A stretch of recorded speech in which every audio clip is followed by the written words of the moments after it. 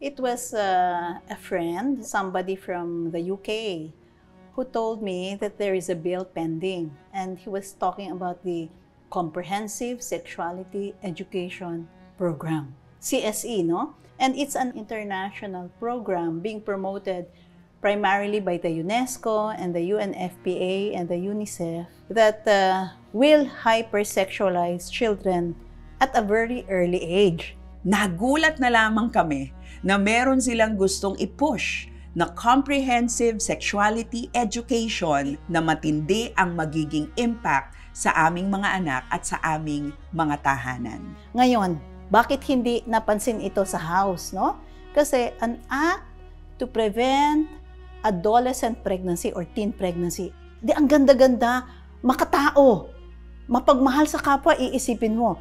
Pero pag binasa mo doon, pag active sexually, hindi na pwedeng sabihan ang parents. The details and the particulars are very, very shocking. You're going to be really aghast. 0 to 4.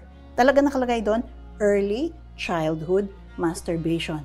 Magugulat kayo, 0 to 4. Ituturo sa napakabatang mga anak natin. Pagkatapos, nariyan pa yung ilang mga paksa at ilang mga aralin patungkol sa anal and oral sex. Ang nakalagay doon, pag 6 years old na, they will be taught how to experience their body and pleasure through their 5 senses. I was trying to play it out in my head. How are they going to do this in a classroom setting? They're going to talk about it. Supervised by who? Only by the teacher, a stranger. I have a 10-year-old, pero ang nakalagay doon sa CSE, by age 9, they will be taught that they will have their own sexual rights. And if they do decide to be sexually active, that's their right. Pero those were like the things that really stood out kasi nare-relate ko sila sa mga anak ko. Yung negotiating sexual encounters, no, ginagawang transactional ang sex. You are basically saying, turuan ang mga bata na mag-say no. Okay sana yun, ano, kung say no, but also to say yes when they want. With whom, with how many, with what kind of acts. So, ine-negotiate mo. No, not that, this one. In other words, biruin mo, hindi pa nga marunong tumawad sa palengke yung mga anak natin. Pero ang ituturo natin is how to negotiate sex. Ay, kaya ko palang makakuha ng favors if I say I am willing to go and have sex. Biro mo yung mga anak natin, mga batang maliliit, murang isip, inosente, sisirain yung pagka-inosente nila. Maraming gigisingin ng mga bagay na hindi pa dapat ginigising. It might sound like they're after our children to have freedom of choice. That's a lot of deception because the children do not yet have the capacity to be making that decision for themselves. And that decision, life-defining decision, has been entrusted by God to our parents. The compulsory and mandatory nature of the bill na walang exception, no? Medyo assault yan sa basic constitutional freedom of religion and belief ng tao.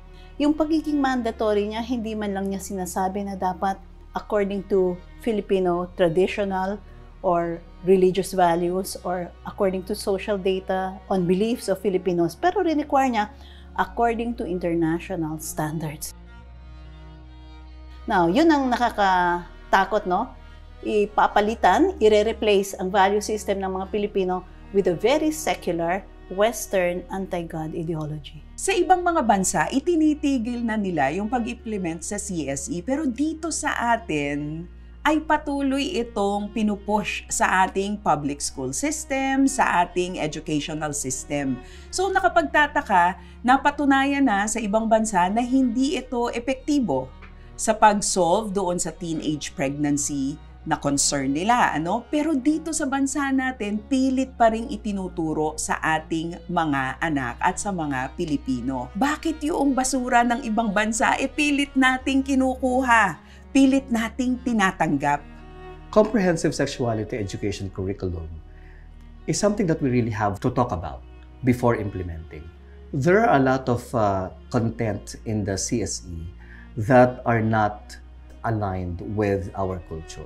Ang nakakalungkot, 2018, inadopt itong CSE ng DepEd. Duty nila na lahat ng references nilang dinikit kasi i-roll out na should have been examined categorically as compliant with the Constitution. The Constitution requires us to look at the family's life as sacred and as the foundation of the nation. It's in the Constitution that anything about the family, implementation and policy making, the families and the family association should be involved. Well, my question is, why rush? Why is there a need for us to really implement it ng mabilisan? What's the agenda behind it? Meron ba? Everything that is being implemented in this country, this is our country. So, kailangan alam natin, hindi porke funded yan, hindi porke galing sa ibang bansa yan, tayo ay tanggap na ng tanggap. Tapos na yata yung era ng colonialism, right?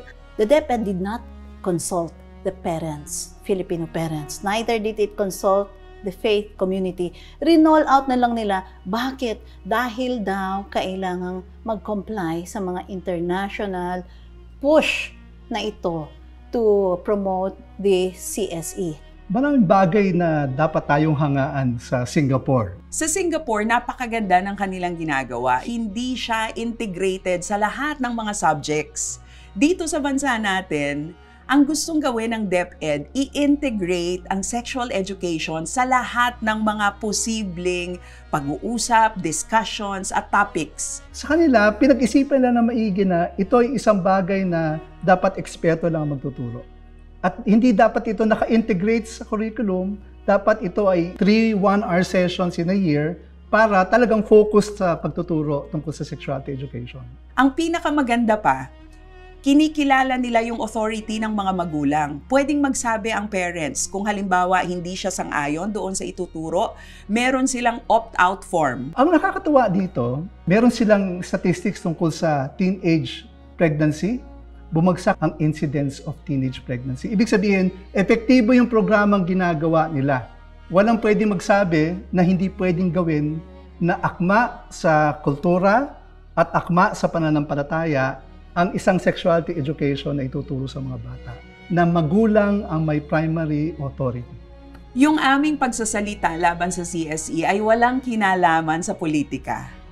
Wala itong kinalaman sa kung sino ang sinusuportahan namin, kung sino ang aming pinaniniwalaan. The good thing that is happening because of CSE is that people from different sectors are willing to lay down their own agenda because they see that this is about the future of our children. This is about the future of the Philippines. Alam mo, pag nalaman to ng mga nanay, hindi sila papayag. Hindi ko lang alam to I just didn't know about it. But the moment I found out about it, talaga everything I had in me will be to fight for the innocence of my children. Pag ginising mo yung mga nanay, watch out. Kaya kailangan, with everything we have to root out comprehensive sexuality education from our entire school system and from the legislative agenda. Tanggalin lahat. I-replace natin yan ng isang pro-constitution na curriculum na talaga nagre-recognize ng enduring values ng Filipino and the spirit that wants to live on and on.